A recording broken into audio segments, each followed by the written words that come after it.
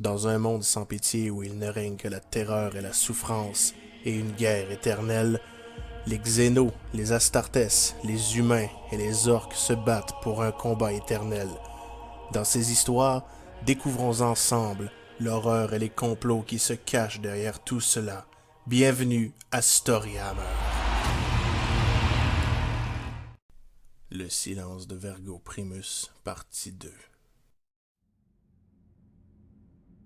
Cela faisait maintenant quelques heures que nous avions débarqué sur Vergo, et nous ne trouvions aucun indice sur ce qui s'était passé. Bien entendu, les missions ne sont jamais faciles. C'est pour cela qu'on fait appel à nous. Mon équipe et moi-même avons avancé dans les dunes de sable, d'un pas assuré, mais toujours sur nos gardes. Après tout, nous n'étions plus sur notre planète sécurisée.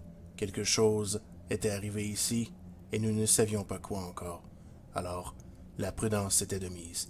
Mon équipe était prête, et nous avons avancé prudemment en direction du premier point de ralliement. Il y avait un poste avancé non loin de notre position.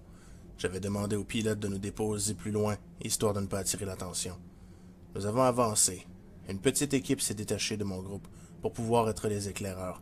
Si quelque chose arrivait, nous étions prêts à intervenir. Nous avons tous mis nos armes en joue. L'un des membres de l'équipe Shadow s'est aventuré avec 4 gardes pour aller en avant au poste, tandis que le reste et moi, nous sommes restés derrière, prêts à fondre sur l'ennemi si quelque chose arrivait. En même temps, nous devions rester sur nos gardes, histoire de ne pas nous faire attaquer par derrière. L'avant-garde atteignit le bunker sans difficulté. Ils se positionnèrent prêts à attaquer ce qui en sortirait ou alors ce qui s'y trouverait à l'intérieur, tandis qu'ils étaient en train d'ouvrir la porte en la court-circuitant.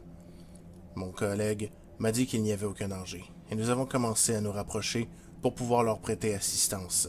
C'était étrange. Que ce poste de commandement avancé ait été laissé sans surveillance n'était pas d'une grande importance stratégique, mais tout de même, il fallait prendre position sur chacun des points vitaux de cette planète, et ceci en était un. Pourquoi avait-il abandonné? Lorsque le lieutenant ressortit du bunker, il nous dit qu'il n'y avait rien. Je lui ai demandé quelle était l'étendue des dégâts, et pourtant, ils étaient intacts, comme si rien ne s'était produit ici.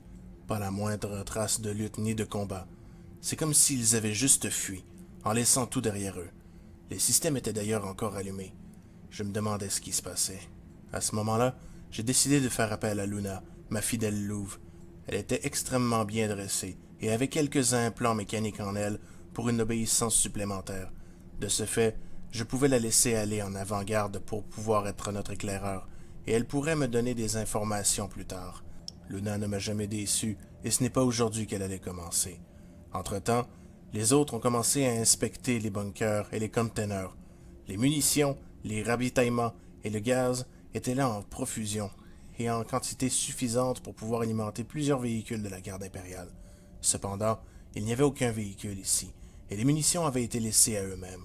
La récupération des ressources ou le pillage n'était donc pas la solution non plus. Donc, très peu probable qu'il s'agisse d'une attaque d'orques. Alors quoi d'autre? C'était beaucoup trop propre et net. Le spécialiste en communication est ressorti du bunker à ce moment-là, et il a commencé à me faire son rapport. Selon lui, toutes les communications fonctionnaient très bien, à part qu'ils étaient brouillés avec une espèce d'onde électronique bizarre. Je me demandais ce que c'était, mais même lui ignorait de quoi il s'agissait. Cependant, en ce qui concernait le reste, tout était fonctionnel. Étrange. Pourquoi ne pas couper les communications tout simplement? C'est comme si cette planète ne répondait plus à nos appels de son plein gré.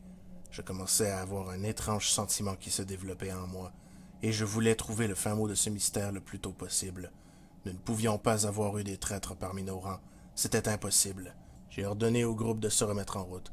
Après quelques heures, nous sommes arrivés dans l'une des premières cités de Vergo, une petite ville qui était censée être un premier poste de ravitaillement pour les véhicules et les hommes blessés.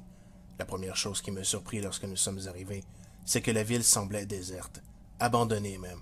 Mais encore une fois, le détail le plus troublant qui venait chercher dans mes entrailles était le fait qu'il n'y avait aucune trace de bataille. C'était étrange. Nous avons donc avancé prudemment, en 2 groupes distincts, histoire de ne pas se faire surprendre comme nous avions l'habitude.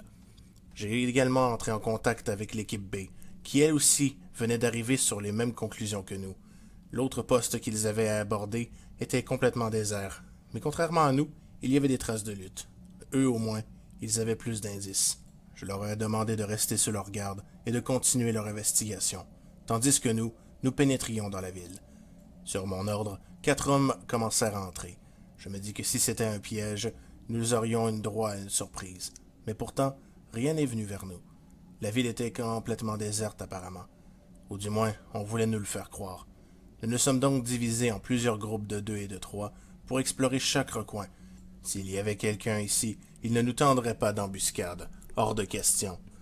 Cependant, une question commença à me trotter la tête. J'ai eu l'occasion d'affronter plusieurs ennemis au cours de ma vie, et pourtant, ils avaient tous leur pattern bien désigné. Le chaos détruisait tout et corrompait tout sur leur passage, mais il n'y avait rien de cela ici. Les orques pillaient et massacraient absolument tout. Encore une fois, aucun signe de leur passage. Cette ville était bien trop propre. Cela commençait à ressembler à une intervention des Alpha Légion, mais pour l'instant, je ne pouvais pas affirmer qu'il s'agissait d'eux.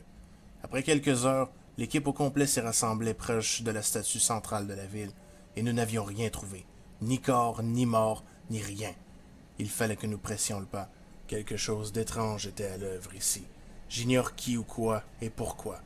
Mais nous devions nous dépêcher, car, maintenant, j'ai un mauvais pressentiment, comme si on nous observait.